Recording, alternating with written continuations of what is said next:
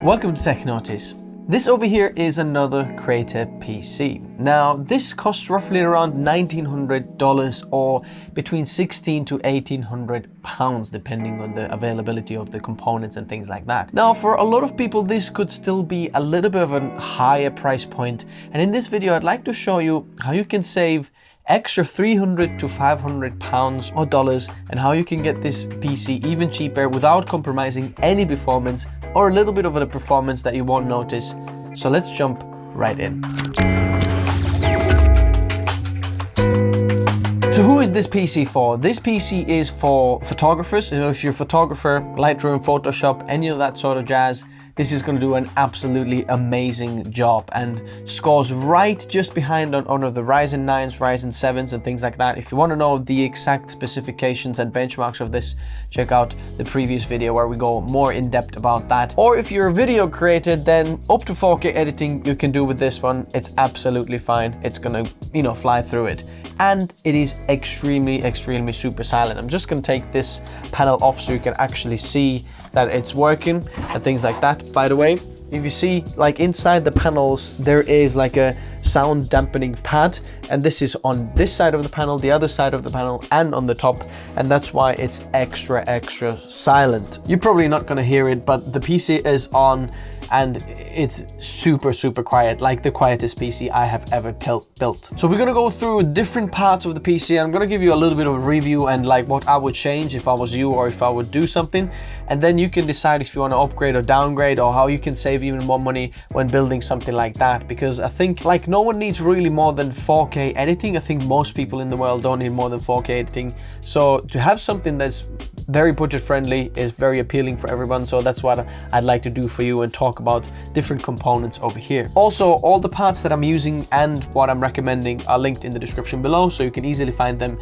and get the exact parts, and you know that your PC is going to work when you buy those parts in the description below. So first of all, the CPU is a Ryzen 5 5600X. It's a 6-core and 12-thread processor, and it's like the lowest of the new Ryzen 5000 series processors. And I'm very happy with the performance of this CPU. I thought, is 6 cores enough? It's plenty enough, especially if you're a photographer and you like editing on your photos and you like actually working on your photos, working or developing the photo. It's going to do an awesome job. It's not as fast when you start rendering or exporting photos. Then the Ryzen 9s and i7s and i9s are going to be a little bit faster, just because they have more cores and they can just, push them out a bit faster. If you're wondering what is the upgrade for this Ryzen 5 5600X, then I recommend you go with the Ryzen 9 5900X. Skip the 5800X Ryzen 7 because it can run a little bit hot, and I don't like that particular CPU because just the amount of power and how hot it runs and things like that, it's just going to make your whole system a little bit louder and hotter and things like that. If you want to know another video about it, check it out on the corner over there, you can see it. But I'd recommend going straight to Ryzen 9 5900X, which is extra £200 or dollars, and then you're gonna get like double the amount of cores, double the amount of threads, and it's not a high price to pay for a very good upgrade. Next of all, the cooler of this CPU. Now this one is the BeQuiet Pure Rock Slim 2 cooler, like that. And listen to this. This cooler costs 25 quid. In fact, it's 24 quid. It's £24, and the cooling properties of this are absolutely amazing. I did a CPU, like a actual torture test, when the CPU is absolutely maxed out, which is not actually a natural workflow of any of the actual applications. Maybe Blender is the closest one, but even that isn't like that high usage. And when doing just the CPU torture, I'm getting about 68 or something like that degrees maximum of this, which is super awesome. Now, when I'm doing the GPU and CPU torture test at the same time, where both of them are maxed out to put as much heat through the system as possible, then the CPU heats up roughly about 72, 73 degrees, which is still like absolutely amazing. So if you get this cooler, anything above that is absolutely overkill. This does such an amazing job, and honestly, this is like the bit that has blown me away the most of this build. I'm super happy and super impressed with this cooler.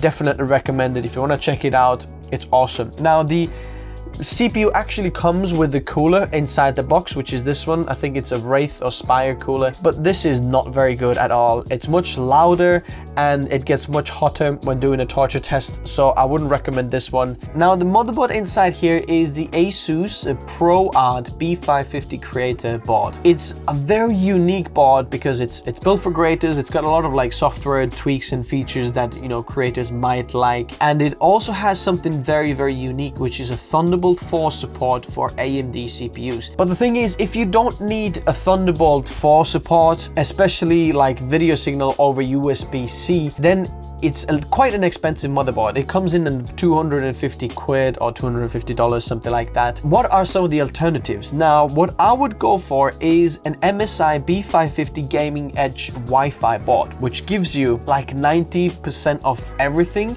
You get still like PCIe 4.0 support on the first SSD, and then PCIe 3.0 on the second SSD. That is M.2 SSD, NVMe drives. You get Wi-Fi. You've got a little bit less connectivity. That's the only downside in there. There's not as many like, you know, fast connection ports on the motherboard on the back. For example, this one has some of the 40 gigabits. The USB-C ports are 40 gigabits in bandwidth, but on the MSI B550 Wi-Fi, you have only two 10 gigabit ports, and then the rest of them are 5 gigabits. So if you're doing a lot of file transfers that your actual card readers or SSDs can go more than 10 gigabits per second, then you might want to opt in for this Asus board. But if you want something cheaper and just want like editing performance and you're not bothered about so much like to transfer things and how to do transfer files, then I definitely recommend the MSI B550 Gaming Wi-Fi board, and that's going to save you at least £110, which is quite a lot. By the way, if you confused me saying about different currencies all the time, like pounds and US dollars, it's because I'm based in the UK, but most of my viewers are from the US. The RAM that I'm using over here is a T-Force Dark Set Alpha by Team Group, and there's 4 8 gigabytes sticks, so there are 32 gigabytes in total, and the speed is 3600 megahertz CL18, not 16, CL18. This particular model right now is a little bit expensive, so maybe I wouldn't recommend you this. So if you want to get something cheaper, might check out the Corsair Vengeance, 2 times 16 gigabytes of sticks, exactly the same specs, and that's going to be 45 quid cheaper. The good thing about that is also, if you want to upgrade later on to 64 gigabytes, you can literally add double the amount of sticks where these are all occupied. There's another option of Corsair Vengeance RGB Pro, so if you like a little bit of RGB on your sticks, you can get those sticks exactly the same specs, and you're going to save $35 or so, which is 10 less than the just without RGB. Or if you like RGB and even cheaper ones, go for Crucial Ballistics RGB sticks, which are 2 times 16 gigabytes, 3200 megahertz and CL16, which the latency is a little bit faster, but the frequency is a little bit slower. So I think they're roughly going to perform exactly the same. You're not going to see the difference, but that's going to save you extra $55 or so. So that's quite a bit. Plus you get the RGB. You know, everyone knows RGB gives you extra editing performance, right? Next of all, power supply. So the one I'm using over here is a BeQuiet one. You can probably see a, build the theme over here.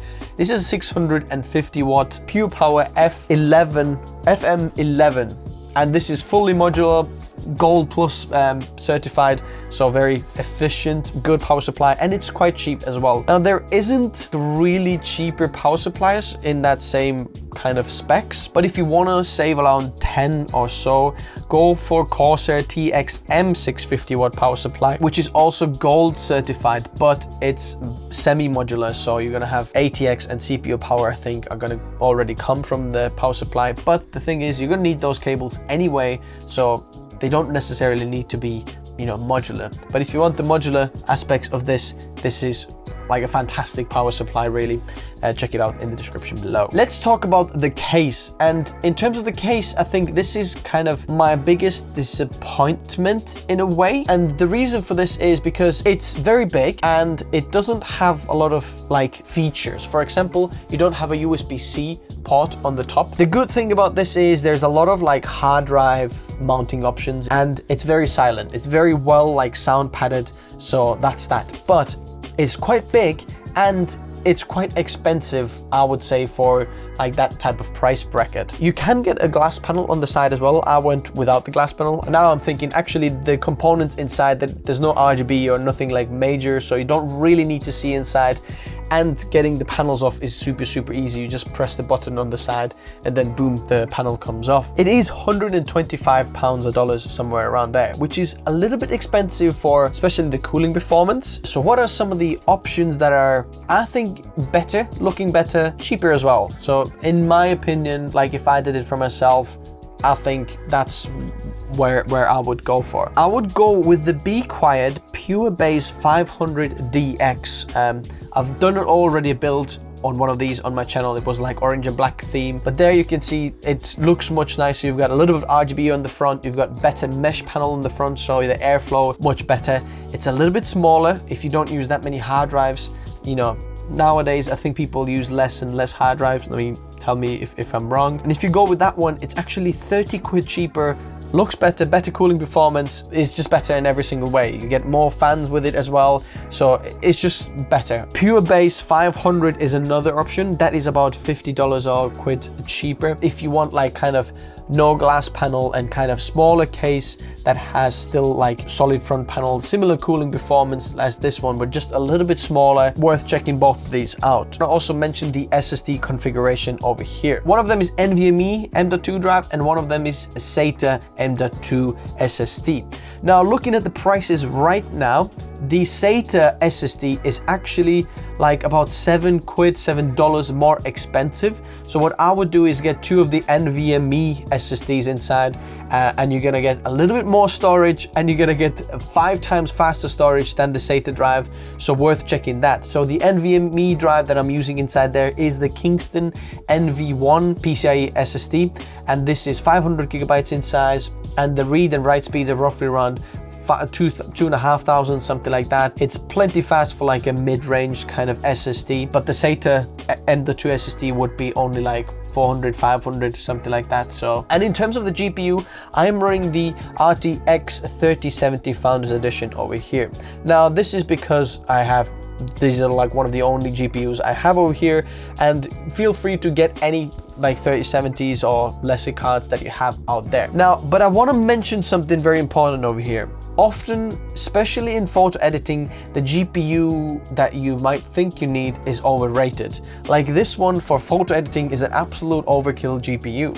For photo editing, like the programs like Lightroom and Photoshop don't actually use that much of the GPU, so there isn't that much of a difference between 3060 and 3070, but the price difference could be absolutely huge, especially now when the MSR prices are absolutely out of the window, and when you buy you know, whatever prices there are the retailers charge you for, the 3070 could be double the price of the 3060, but you're not going to see a difference in there. So if you are actually doing photo editing and up to 4K editing, I highly recommend you getting a 3060 instead of the 3090. At the moment, especially in the UK here, I can see that the 3060 in the UK right now goes for around $500 or pounds or something like that. So highly recommend you checking that one out. If you want the RTX 3070, I found like the cheapest price was about £800, so that's £300 more expensive, and it might be even more when you're in the US. So if you are actually not planning to do anything above 4K editing really, especially if you're in Premiere Pro. If you're in DaVinci Resolve, then DaVinci Resolve likes to use GP more, and then you can actually utilize a 3070 and things like that. But if you're doing Premiere plus Lightroom, Photoshop, things like that, highly recommend you go with 3060 because CPU performance there is much more important than GPU, and you can save quite a bit of money, especially when you want to be on the budget. So this is the build altogether. You should be getting this like from 1500 to about 2000 depending on the pricing of the things. Especially check out the links in the description below, because you know, you'll see if the prices have changed, or you might get it even cheaper than what I'm talking about right now. Whenever I'm making the video, there's always deals on, like I mentioned about the SSD, worth getting the other one, which is cheaper and faster than what I have over here. So my friends, do you think this is a budget enough of a PC for creators, or do we need to create something even more budget for creators? Let me know in the comment section below. If you have any suggestions or ideas for me for the next build, next color theme, next benchmark, next person who this might be. Thanks guys for watching. Links in the description if you want to make a purchase. Subscribe if you haven't already. More videos like these are coming out every single week. Hit that like button. It actually makes a difference, and I will see you in the next one. Adios.